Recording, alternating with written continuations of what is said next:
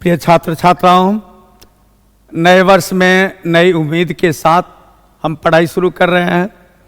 इस शुभकामना के साथ कि आप परीक्षा में, बोर्ड परीक्षा में अधिक से अधिक अंक लाकर संस्था का नाम, अपने परिवार का नाम, समाज का नाम, देश का नाम रोशन करेंगे। क्योंकि देश की भावी संपत्ति, समाज की भावी संपत्ति, परिवार का भविष्य आप ही हैं। हर नई पीढ़ी ही तो उस देश का, समाज का, परिवार का भविष्य होता है। तो सुंदर उज्जवल भविष्य की शुभकामना के साथ आज हम पाठ शुरू कर रहे हैं। इसमें आपको मुख्य तौर पर बताया जाएगा कि संक्षेपण कैसे किया जाए, पत्र लेखन कैसे किया जाए, निबंध लेखन कैसे किया जाए। तो इन सबों पर हम चर्चा करेंगे, क्योंकि ये सब पूर्णतः अभ्यास की चीज है, अलग सीखने की चीज है। यह कोई टेक्स्ट बुक की चीज नहीं है। और सब पाठ आप देखते होंगे, टेक्स्ट बुक है, उसमें पढ़कर आप तैयारी करते हैं और उससे प्रश्न पूछा जाता है। इस सब के लिए अभ्यास की जरूरत है। यानी थोड़ा अभ्यास कर लेंगे, किसी भी टॉपिक पर आपको पूछेगा, आप आवेदन पत्र लिख सकते हैं, संक्षेपण लिख सकते हैं, निबंध लिख सकते हैं, और इस सब में पर्याप्त नंबर भी है।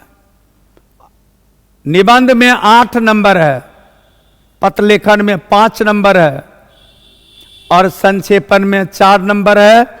यानी अधिकतर नंबर वाला जो प्रश्न है, यही सब आपको है। तो पाठ शुरू करते हैं संक्षेपण से। यहां पर ध्यान रहे कि आपको जो संक्षेपण हम दिखा रहे हैं, ये मत समझ जाइएगा कि परीक्षा में यही पंक्ति पूछी जाएगी। लेकिन यह आप जरूर याद रखिए कि इसी तरह आपको संक्षेपण बनाना है। यानी संक्षेपण बनाने की तकनीक आपको बताई जा रही है। वह तकनीक आप जान गए तो उस परिस्थिति में आपको कोई भी अनुच्छेद देगा, कोई भी पैराग्राफ देगा, आप बना लीजिएगा, आसानी से बना लीजिए। तो शुरू करते हैं संक्षेपण से। देख लीजिए, सबसे पहले संक्षेपण में याद रखिए कि संक्षेपण आपको 2 दिया जाएगा परीक्षा में, और बनाना है कोई एक। इसका नाम ही है संक्षेपण। छोटा करना है, संक्षेप में करना है, 1/3 में करना है, जो हमने ऊपर आपको लिख दिया है। संक्षेपण के लिए दिए गए शब्दों का 1/3 चाहिए, उचित शीर्षक भी देना है। दोनों बात ध्यान रखना है। सबसे पहले आपको उचित शीर्षक बनाना है, और तब फिर आपको जो पैराग्राफ दिया गया है, उस पैराग्राफ का 1/3 में संपूर्ण विचार समेटकर सामने रखना है। अब उदाहरण देखिए, वर्तमान युग में जिस भीषणता के साथ जीवन संघर्ष चल रहा है, उसमें वह व्यक्ति कभी भी विजयी नहीं हो सकता है। जो चुपचाप बैठकर अति देर काल तक सोचता विचारता रहेगा, यहां तो वही टिक सकता है जिसमें काफी स्फूर्ति है। जो दूसरों को धकेल कर आगे बढ़ सकता है, नहीं तो जो उससे ताकतवर है उसे किनारे धकेल देगा और आप आगे बढ़ जाएगा। अगर तुम इस जीवन में कुछ करना चाहते हो, अगर तुम्हें अपना जीवन सफल बनाना है, तो तुम्हें प्रत्युत्पन्नमतित होना चाहिए, अपने निर्णय पर दृढ़ रहना चाहिए, और उस पर जमकर काम करना चाहिए। जिस व्यक्ति में ये गुण पाए जाते हैं, उनमें अन्य गुणों का समावेश भी रहता है। तो आपने एक विचार को समझा, आपको एक विचार दिया गया, जीवन की सफलता का विचार। अब उसी को 1/3 में लिखना है। तो कैसे? तो सबसे पहले हम इसके शब्दों को गिनेंगे और शब्द गिनने के क्रम में ही हमारे दिमाग में कोई न कोई विचार उभरेगा और उस विचार के अनुकूल हम शीर्षक का निर्माण करेंगे। तो आप देख लीजिए इसको कैसे बनाया गया है। तो सबसे पहले हमने शीर्षक दिया। आप भी याद रखिए, कोई भी संक्षेपण दे तो सबसे पहले आप शीर्षक चुनाव कीजिए। एक बार आप पढ़ेंगे शीर्षक का चुनाव हो जाएगा और तब फिर 1/3 में आप लिखने का अभ्यास करेंगे। एक चीज आपको विशेष तौर पर बता देना उचित लगता है कि यदि आपने संक्षेपण के क्रम में लिखा 100 शब्दों को लिखना है, 300 शब्द आपके आ गए या 300 शब्द हैं तो 33 शब्दों में आपको लिखना है और एक बार लिखने के क्रम में आपने 50 शब्दों को लिख दिया। लिखना है 33 और लिख दिया 50, उसको काटिए नहीं, तुरंत उसके ऊपर रफ लिख दीजिए और छोड़ दीजिए और नीचे फेयर लिखकर 50 शब्द को फिर 33 शब्दों में आप लिख दीजिए। आपका एक रफ हो गया, दूसरा फेयर हो गया। आपका परीक्षक आपसे और अधिक प्रसन्न हो जाएगा। 4 में 4 आपको दे देगा। तो इस तरह आपने देखा कि इसमें शब्दों की संख्या 100 है। हमने सबसे पहले शीर्षक दिया और मूल अनुच्छेद में शब्दों की संख्या पता लगाया, 100 है। 33 शब्दों में हमने लिख दिया। यह तो चूंकि शिक्षक अनुभवी होते हैं वो लिख लेते हैं, लेकिन आप उतने अनुभवी नहीं हैं। 33 के बदले 40 हो जाए, 50 हो जाए, घबराने की कोई बात नहीं। उसको तुरंत आप रफ लिख दीजिए और नीचे फिर फेयर लिखकर आप उसको 33 में पुराइए। 33 के बदले 34 भी हो जाए तो कोई घबराने की बात नहीं है। 33 के बदले 32 भी हो जाएगा तो कोई बात नहीं है। लेकिन ज्यादा अंतर नहीं, एकाध शब्द का अंतर होता है तो उससे घबराने की जरूरत नहीं है। 33 के बदले 34 भी हो जाए या 32 भी हो जाए तो कोई बात नहीं है। तो इस तरह आपने इसको देख लिया। फिर एक अलग देखिए, अभ्यास के लिए ही आपको दिया गया है। कभी भारत की सभ्यता और दर्शन पर विदेशी मुग्ध थे, वहीं आज भौतिक समृद्धि और ज्ञान के क्षेत्र में अपना महत्व खो चुका है। कभी जिसके आंगन में मानवता खेली, जिसने अपने संस्कार और ज्ञान से दुनिया को प्रकाशित किया, वही भारत आज अपने ही निरक्षर, भूखे, पर मुखापेक्षी लोगों को समेटे है।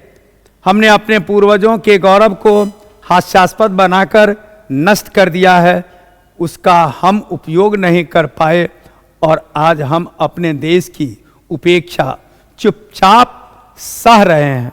ये आपका प्रश्न हुआ, इसको बनाना है। आपने सबसे पहले शब्दों को गिना और तब फिर उसका संक्षेपण लिखना शुरू किया। लिखना शुरू करने से पहले आपने एक शीर्षक भी बनाकर लिख दिया। तो इसका शीर्षक आप देख रहे हैं, अतीत का खुशहाल भारत, वर्तमान में बदहाल। ये आपने बनाया शीर्षक। अपने ढंग से और भी शीर्षक बना सकते हैं, कोई जरूरी नहीं है कि यह दिया गया है वही आप बनाएंगे। अब लेकिन मिलता जुलता होना चाहिए। शीर्षक का मतलब है कि आपको जो भी पैराग्राफ दिया गया है, जो अनुच्छेद दिया गया है, उस अनुच्छेद के विचार के अनुकूल होना चाहिए। अब इसको आपने बनाना शुरू किया तो सबसे पहले शीर्षक लिखा और तब इसको बनाया। अब इसमें आप देख लीजिए, शब्दों की संख्या 70 है और आपने 23 शब्दों में इसको बना दिया। इस तरह ही आप तीसरे को भी देखें, साहित्य का महत्व, इसका शीर्षक दे दिया गया और फिर इसमें शब्दों की संख्या 45 है और आपने 15 शब्दों में इसको लिख दिया। इस तरह आपका संक्षेपण लिखने का तकनीक आ गया।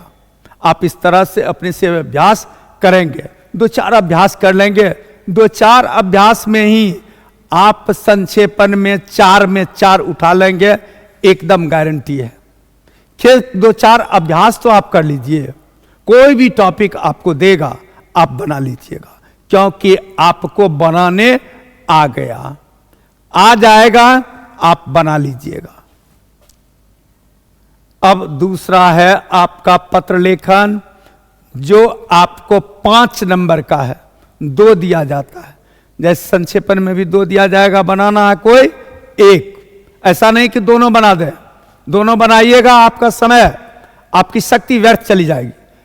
1 बनाना है संक्षेपण, देता है 2, लिखना है 1। इसी तरह पत्र लेखन में भी आपको ध्यान रखना है, देता है 2। पत्र के 2 रूप होते हैं, एक आवेदन पत्र और दूसरा व्यक्तिगत पत्र। तो आवेदन पत्र या व्यक्तिगत पत्र, दोनों में कोई एक आपको लिखना है, एक लिखना है उसमें।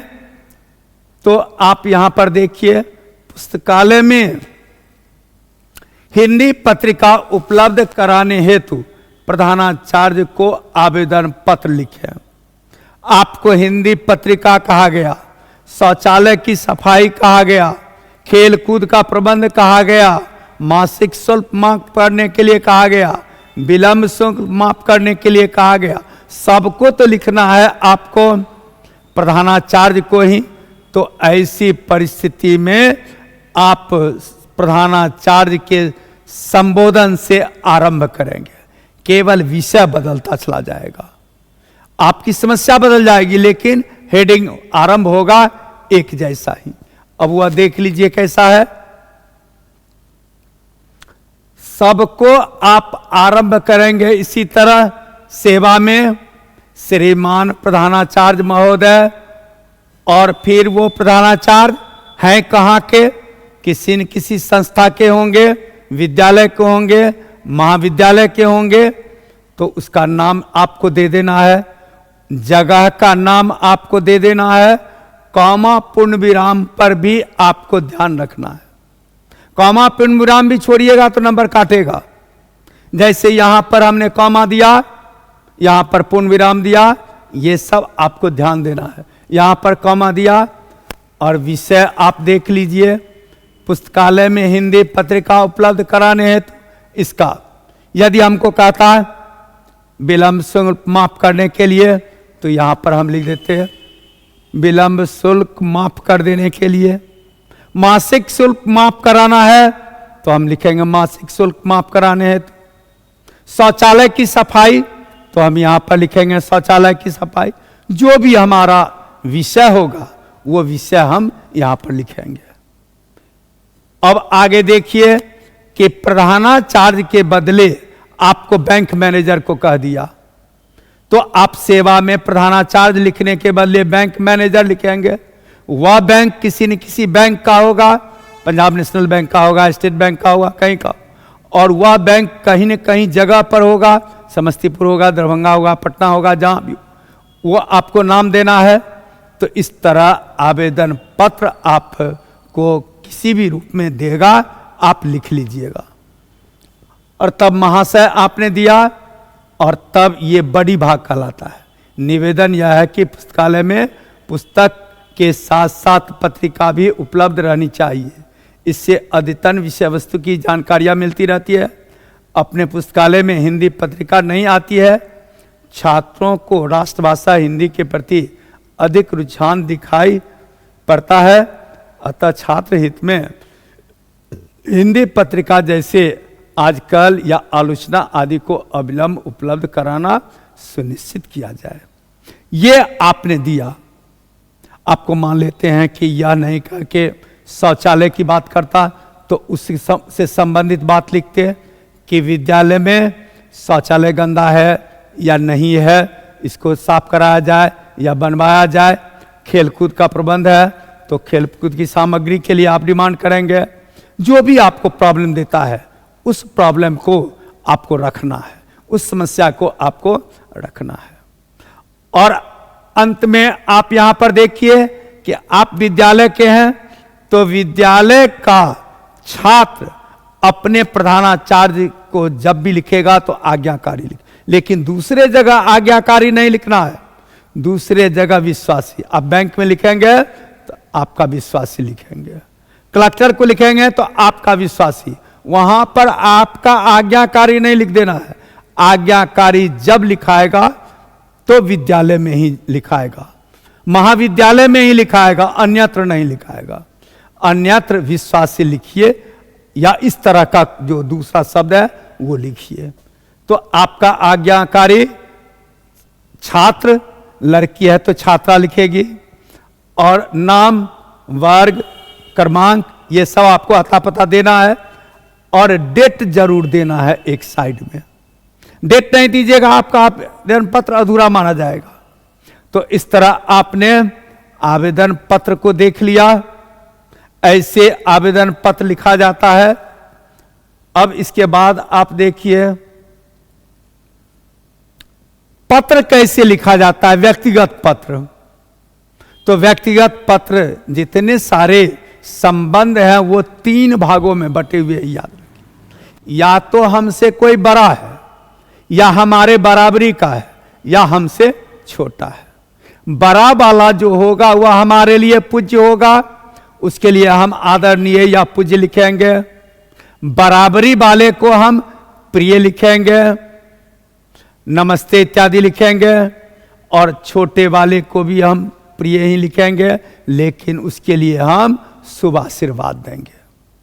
जैसा कि आप यहां पर देखिए, पिता के पास पत्र लिखने के लिए कहा, तो पूज्य पिताजी होगा, क्योंकि पिताजी पूज्य होते हैं।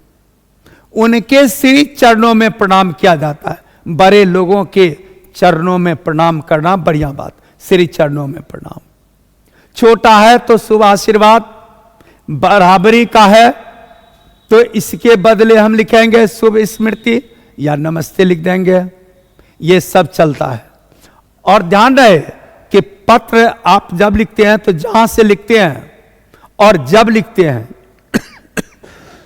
उसका उल्लेख आवश्यक है।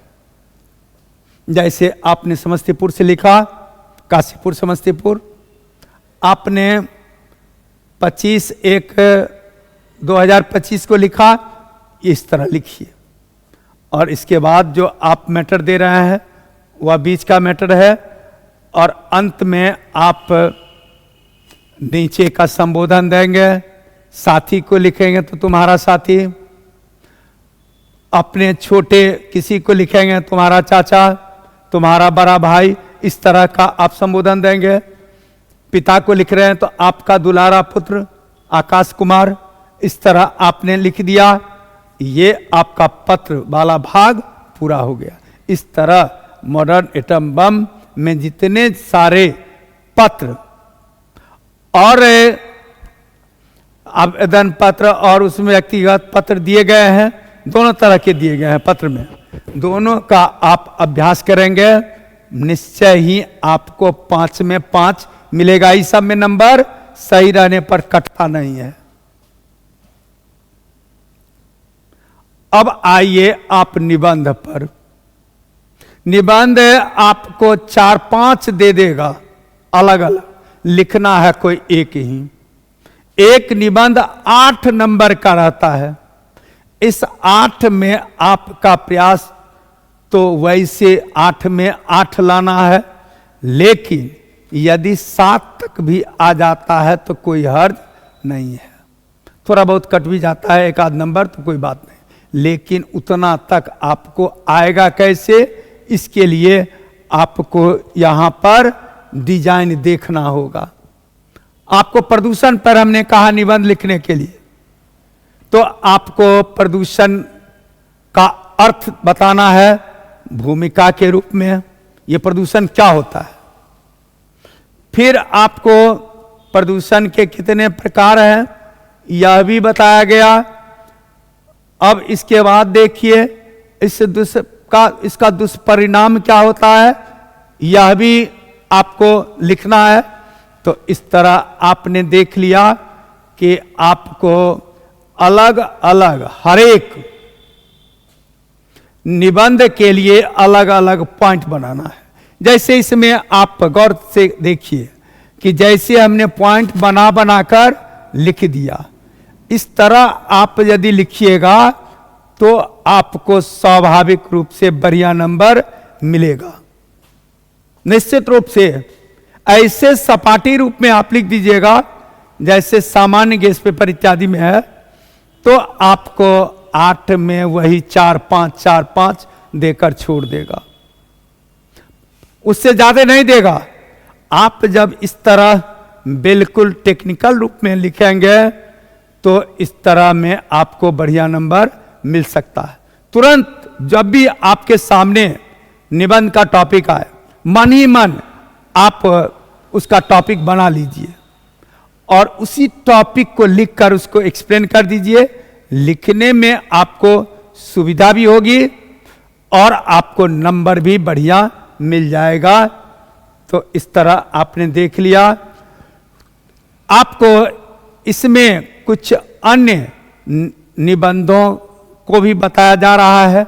वैसे ध्यान रहे कि मॉडर्न एटम बम में जितने सारे निबंध दिए गए हैं, सारे निबंध महत्वपूर्ण हैं, बहुत सोच समझकर उसका चुनाव किया गया, लेकिन उसमें भी जो बहुत वीआईपी है, बहुत महत्वपूर्ण है, उन सारे निबंधों को यहां पर हमने गेस के रूप में दिया। गेस में भी गेस, छोटा में भी और छोटा करके हमने आपको दिखाने का प्रयास किया है। तो इस पर आप बहुत ध्यान देंगे, लेकिन उन सबों को भी एक बार देख लेंगे।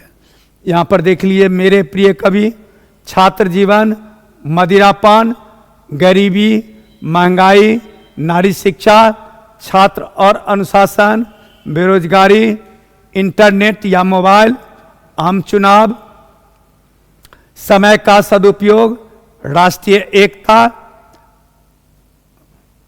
समाचार पत्र। तो इन सारे निबंधों को आपको खूब ध्यान से देखना है, इन सारे निबंधों को।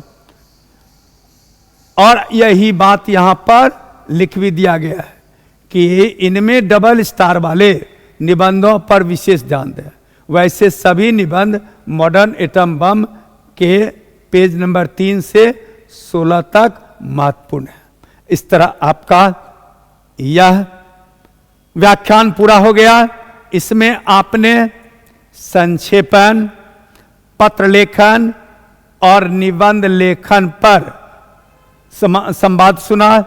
इसको आपने ध्यान से सुना, इसके लिए आपको बहुत बहुत धन्यवाद। परीक्षा में बढ़िया नंबर लाइए, खूब बढ़िया नाम कीजिए। इसी शुभकामना के साथ अलविदा, धन्यवाद।